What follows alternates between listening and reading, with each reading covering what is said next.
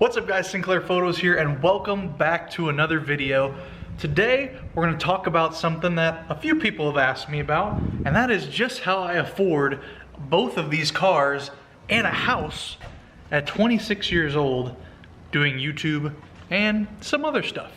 So let's hop in the R8, go for a little bit of a drive, and let's just chat, man, because I love talking about money, and there's going to be a lot of that in this video. Hop on in.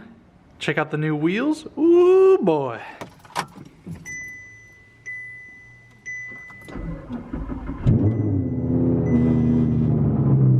She do sound good.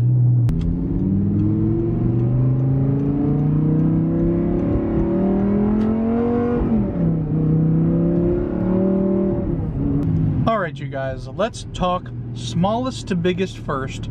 So we'll start with my 2013 wide body bagged Scion FRS. So that car, if you are an OG on the channel, you know that I owned that many moons ago, and it happened to fall back into my lap again. That car I bought back for $13,500 straight up cash money. Thankfully I had that amount just sitting around chilling, and I was able to purchase the car back that I missed so much. There's really nothing too crazy about that. So basically that was a straight up cash purchase.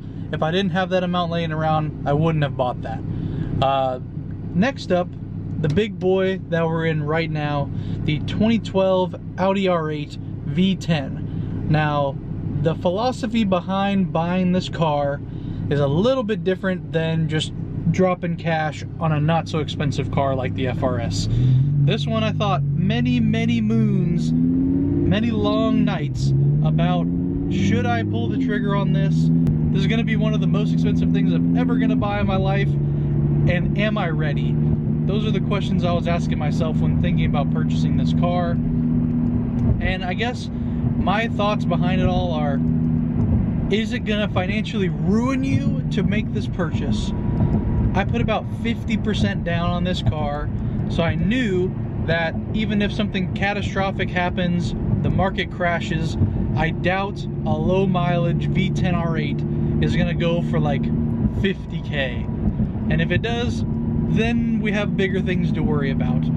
So I know if I need to get rid of this car quickly, I'm gonna be able to do so and recoup some money from the car to deal with whatever situation I'm gonna be in. I also bought this specific car because it's lower mileage compared to some of the other ones that were out there for sale. It's a desirable spec, black with carbon fiber, and it's the V10. So I feel like any actual big baller out there that could come and drop cash on one of these is not going to have an issue doing so. Black on black, carbon accessories, and now it has the exhaust and the wheels. I think this car is very desirable and would sell fairly quickly if I needed to get out of a bind. That also being said, the car payment was something I had to take into account as well. I pay about $1,000 a month on this car, and truth be told, I could have went a little bit further and got like a 570S or something like that for about like $1,200 to $1,300 a month, but at the same time, I just didn't feel like I was quite there yet as terms of income to justify an expense like that. I feel like I'd be strapped way too much. The quality of life wouldn't be there, even though we'd be whipping around in a McLaren. So eventually, if all things continue to go well, that will happen. But just right now, might not be quite the best time. A lot can change in the next 12 months. And so I feel like always being prepared for the worst and expecting the best is a good logic to live by. This car, yes, it's expensive, but it's not killing me. And this is also my passion. A lot of people don't understand spending a lot of money on a car, and they think just point A to point B, why would I spend $1,000 a month?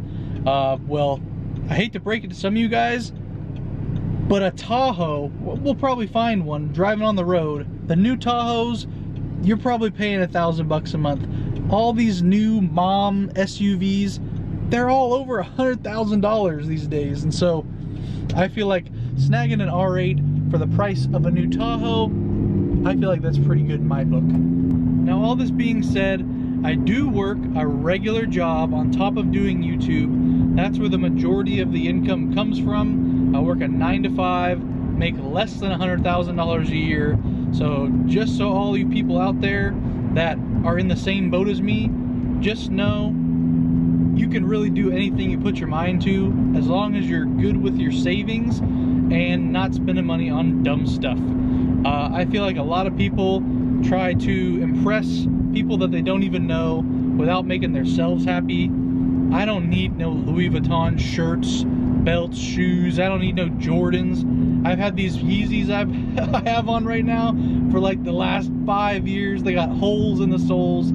Ask anyone that knows me. I am not a very flashy person per se. I like wearing flip-flops with no socks, basketball shorts, and a t-shirt. So I mean, when I get dressed up, it's a pretty special occasion. So keeping the costs low on clothes, food, we don't eat out too much, and me and Jordan split everything. So that's another big part, a very important part of being able to afford these things is having a roommate or having someone to split it with. Luckily, me and Jordan, we've been together 5+ years now. We do live together. We split the rent, we split groceries, and it makes life for both of us very easy to where if we were one or the other in the same situation, it would not be as easy to go about doing this. When you don't make a bajillion dollars and money is nothing to you, I feel like you got to have a good grasp about how to maximize your quality of life for the amount of money that you make. And I feel like I'm at a pretty good sweet spot right now.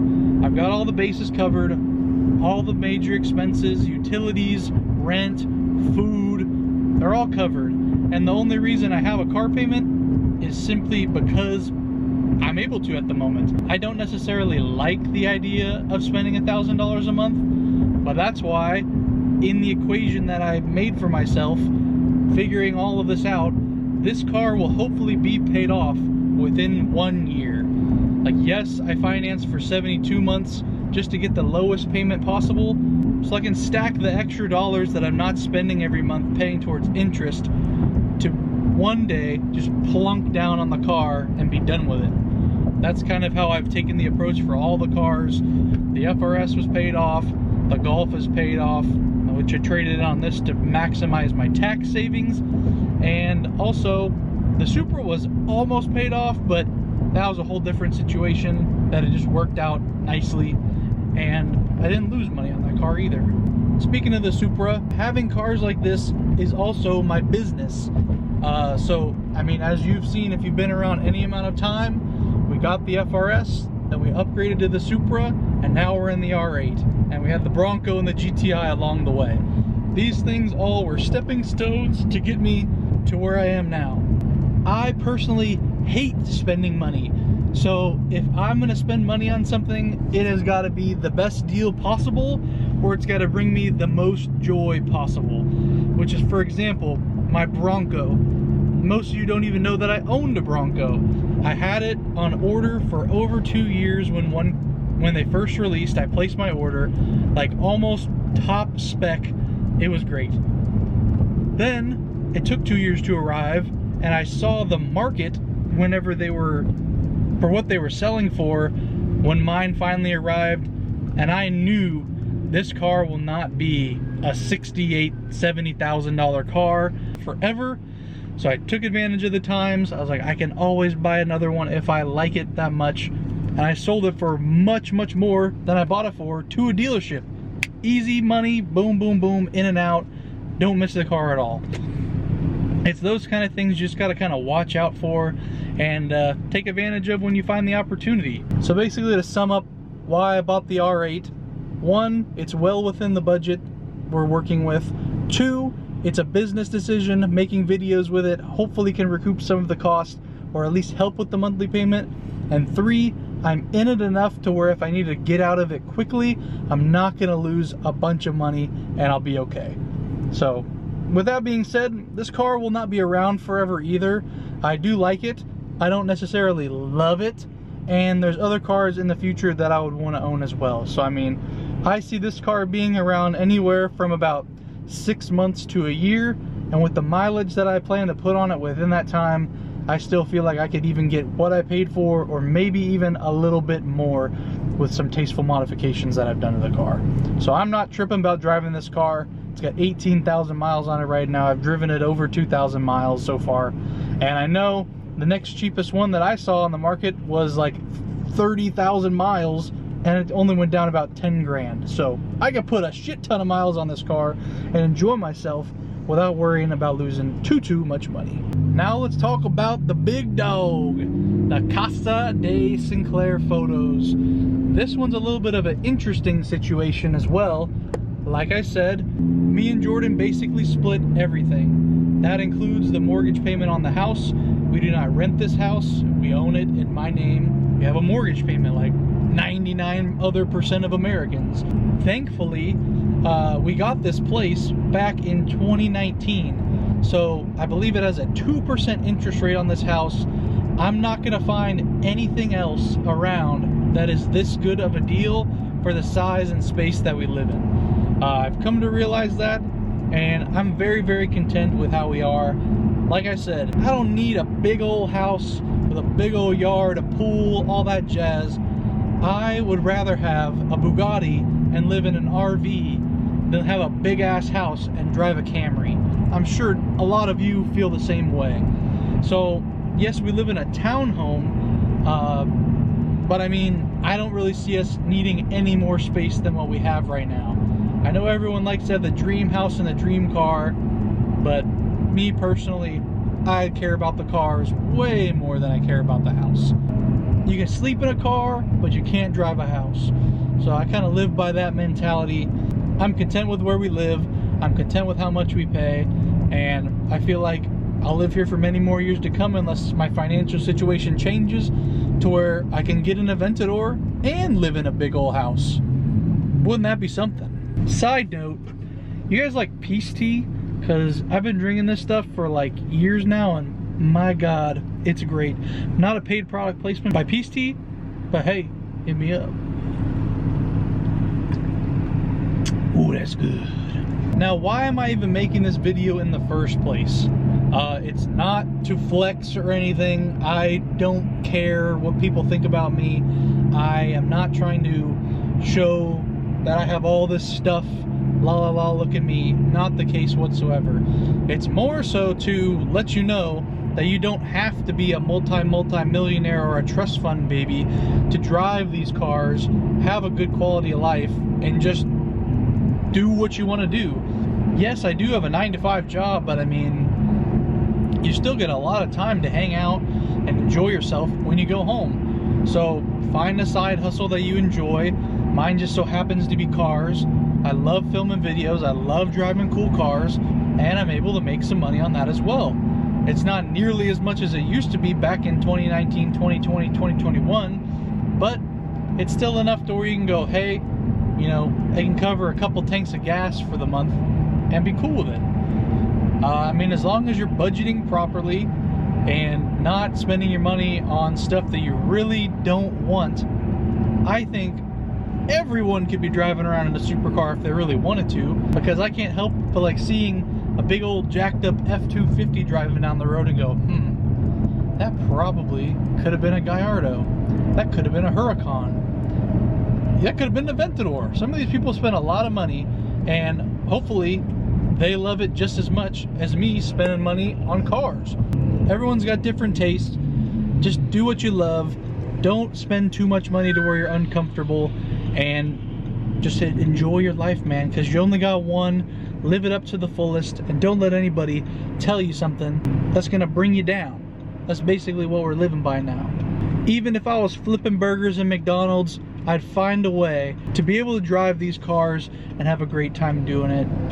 I hope you guys understand where I'm coming from, get inspired, and I want to see some more of my fellow men driving around in some supercars, baby. It's fun doing it by yourself, but if you got 10 boys mobbing with you, that's like the best thing you could ever ask for. Another side note I want to mention is I know a lot of people out there spend a lot more money than they think on stuff that they might not necessarily like. Like, for example, how many times are you getting Starbucks in the week? How many times are you going out to lunch when you probably could pack something from home? How many times are you buying Pokemon cards and trying to gamble? Gambling is actually the answer to everything, but if you're gonna go in and lose the money, that's when you're just doing it wrong, and it never works out. So if you're gonna gamble, go in there and actually win. So I just wanted to say that. Thanks. So hope you guys enjoyed the video. If you want to hear more in-depth stuff, just let me know. I'm an open book, but once again, hope you enjoyed the video. If you liked it, smash the like button, subscribe if you're new to the channel and want to see more, and I'll see you in the next video.